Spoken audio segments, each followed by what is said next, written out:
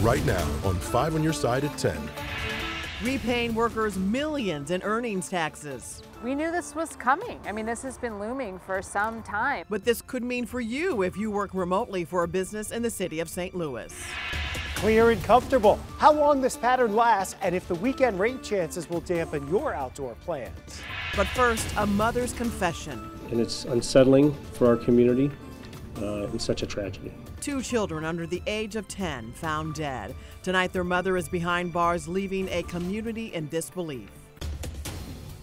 We start with breaking news. Just about 30 minutes ago, the Jefferson County Sheriff's Office charged that mother with second-degree murder.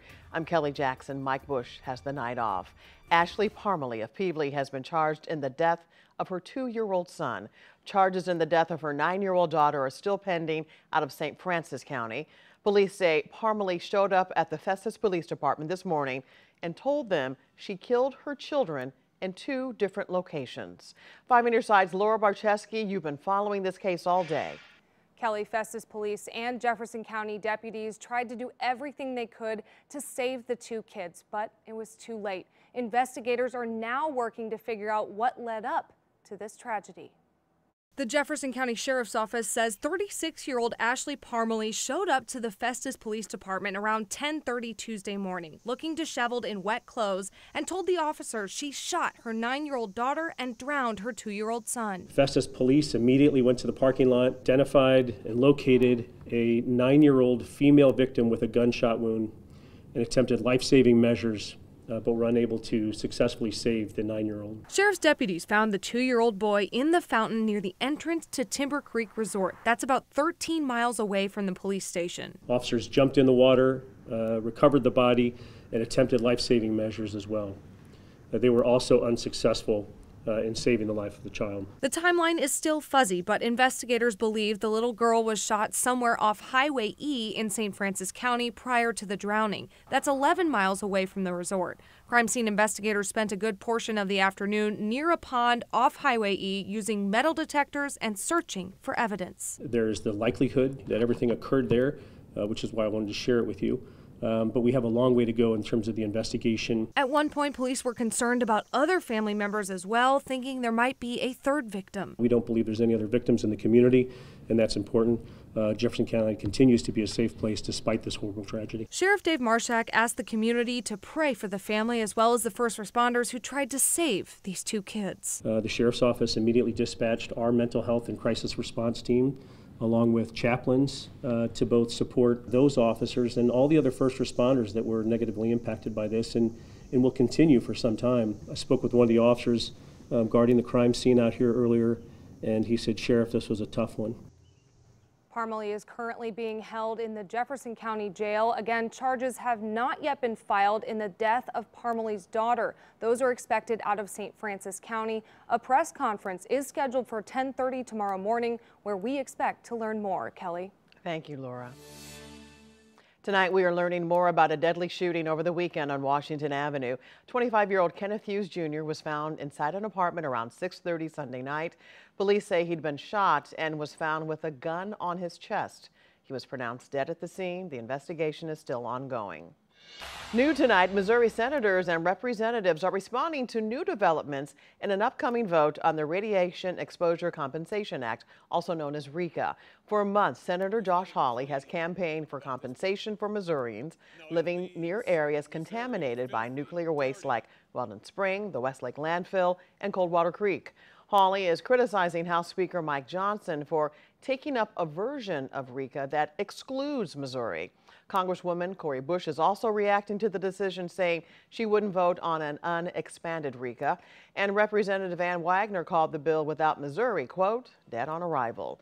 RECA is set to expire next month. Voting for RECA will take place next week.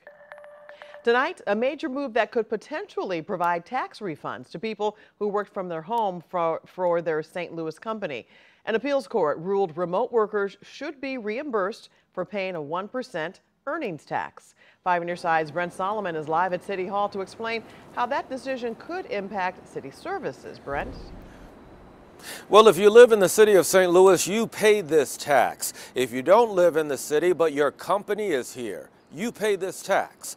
Some folks who worked remotely told a judge they shouldn't have to pay that money. Today, an appeals court agreed with them, and now the city could have to dish out millions of dollars to pay it back. The 1% earnings tax makes up a third of the city of St. Louis's budget. Roads, police, streetlights, you name it. I think that's probably a fair thing. It helps support the infrastructure. For years, voters approved and reapproved the earnings tax. Only problem, when the pandemic hit, many people started working from home. Some of them questioned why the city still took out 1% of their earnings. Tuesday, an appeals court agreed. Unfortunately, laws haven't quite caught up with technology. I'm disappointed, obviously. The important piece is, how do we move forward? Alderwoman Kara Spencer heads the Budget Committee for the Board of Aldermen.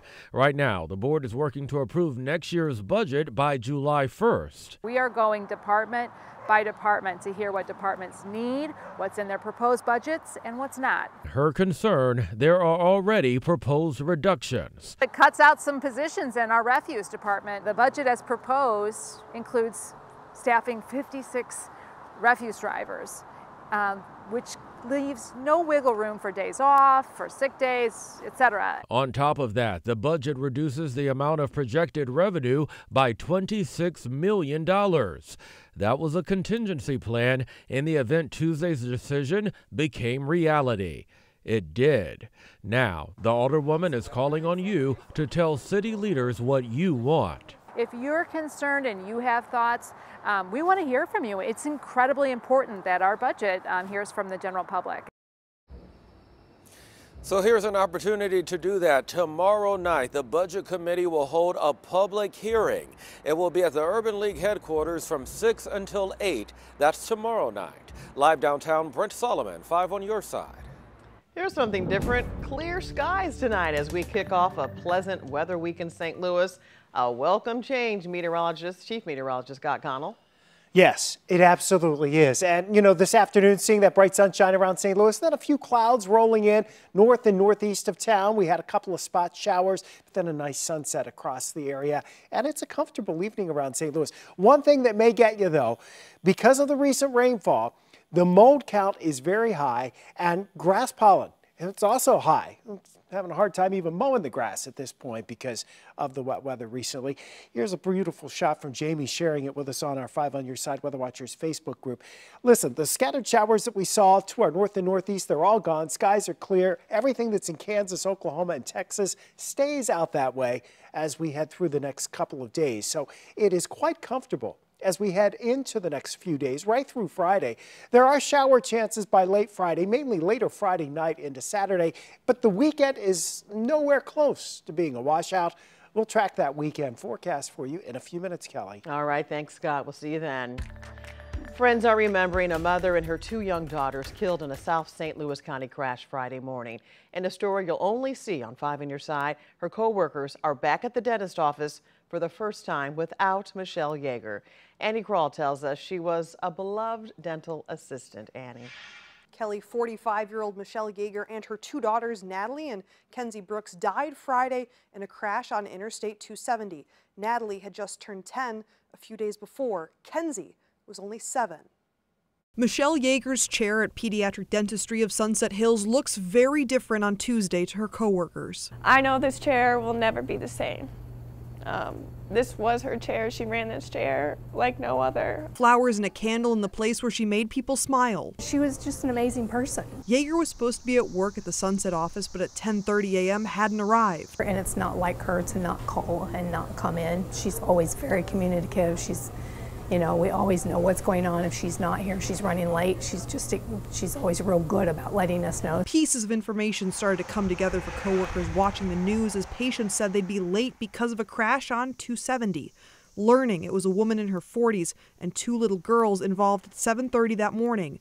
The Missouri State Highway Patrol said a semi-truck driver pulled over near the I-55 ramp because he thought his load was coming loose. As soon as he pulled over, an SUV driven by Yeager struck the truck from behind. When the car caught fire, the truck driver pulled out one of the girls, according to the report. But he couldn't get Yeager and 7-year-old Kenzie out. They died at the scene. 10-year-old Natalie was rushed to the hospital, yet she died from her injuries shortly after. Dr. Emily Brown, the lead of Yeager's dental team, said working with her was a gift. We aren't guaranteed tomorrow, that we should cherish this life that we've been given, love our babies. Michelle loved her babies with her whole heart. The girls were both students at Hancock Place Elementary School. A photo of Yeager will be added to this chair to serve as a reminder of her, while her co-workers will remember her as resilient chaos. In a good way. She was radiant. She was radiant. Such a tragic story, and a funeral service has been set for this Friday with many, if not all, of Yeager's co-workers expected to attend to support her surviving son and granddaughter throughout this tragedy. So heartbreaking. Thank you. The Urban League is expanding, and its new multi-million-dollar building will open soon in Ferguson. The new Urban League Centene Connected Community Center, donated by Centene, will be the new hub for the organization. It is planning to tackle local issues from housing and financial needs to job training and hospitality. The new building comes 10 years after the killing of Michael Brown and the unrest in Ferguson. The Urban League wants to re-energize the community and stay visible in the heart of North County. The eyes of the nation, and in some cases the world, will look upon St. Louis, Ferguson, and the entire, quite frankly, region and say, what did you do? How did you conduct yourselves? What did you do to try to make a positive change? How did you try to make some substantive, cognitive, and deliberate long-term change?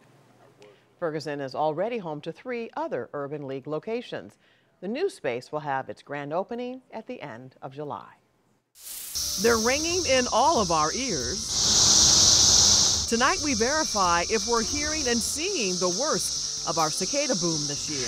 Cleanup continues, but experts warn not to be too quick to fix damage after the storm. Insurance is always the first call, but then if anybody's coming to you, that's a red flag. What steps you should take before filing a claim.